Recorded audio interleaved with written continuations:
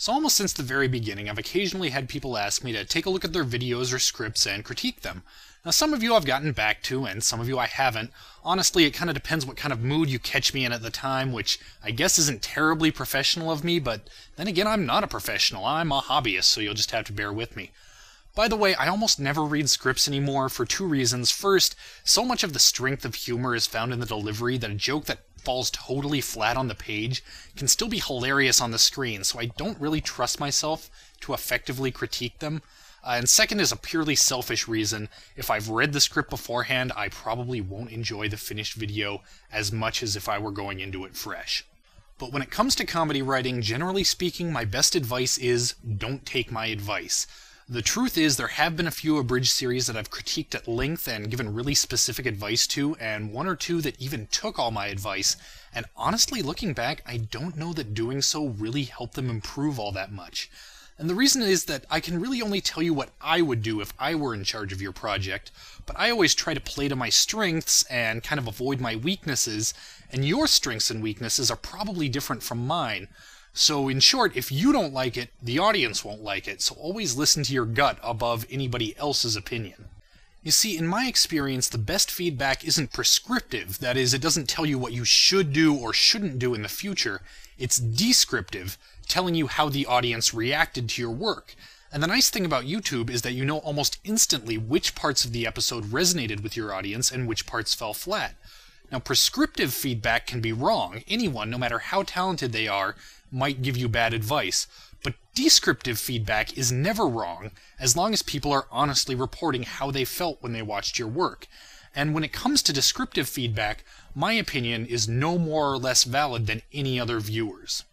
Now, it can be hard to use descriptive feedback. Sometimes you have to read between the lines. For example, my episodes tend to be shorter than most people's. I do that intentionally because I think that all else being equal, if you can cram the same amount of humor into a shorter running time, then that's the way to go to keep the pace really moving. I get a lot of people telling me, I like that, but I wish the episode had been a bit longer. And it would be easy for me to take that as prescriptive advice and pad out my episodes for a longer running time, but instead I try to look at that comment and see what it reveals descriptively about how my audience is reacting to my work. And what it tells me is that this person, when they reached the end of the episode, was left wanting more. And that's exactly the reaction that I want. You see, in my mind, if the end of one episode leaves the viewer just that much more eager for the next, then I'm just doing my job.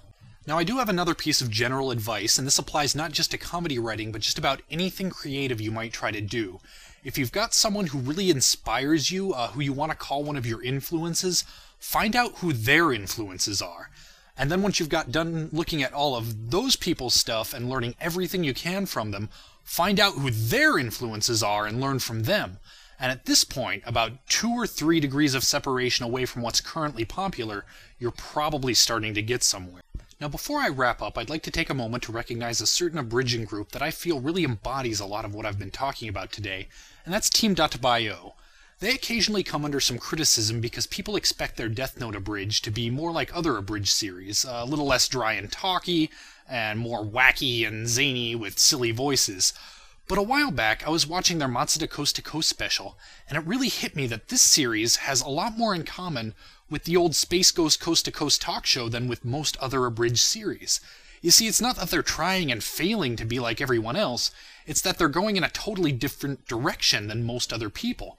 And it's not that they don't take criticism. I've seen how they really listen to their comments and change what they feel needs to be changed, but they also have a very strong idea of what kind of series they want to make, and they don't let anything get in the way of that.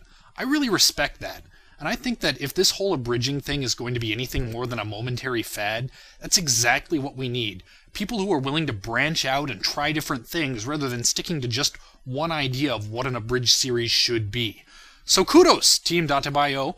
I present to you hbi2k's Lifetime Achievement Award in the field of awesomeness, which I periodically give out on the presumptuous assumption that I am, in fact, the supreme arbiter of all that is and is not awesome now and forever.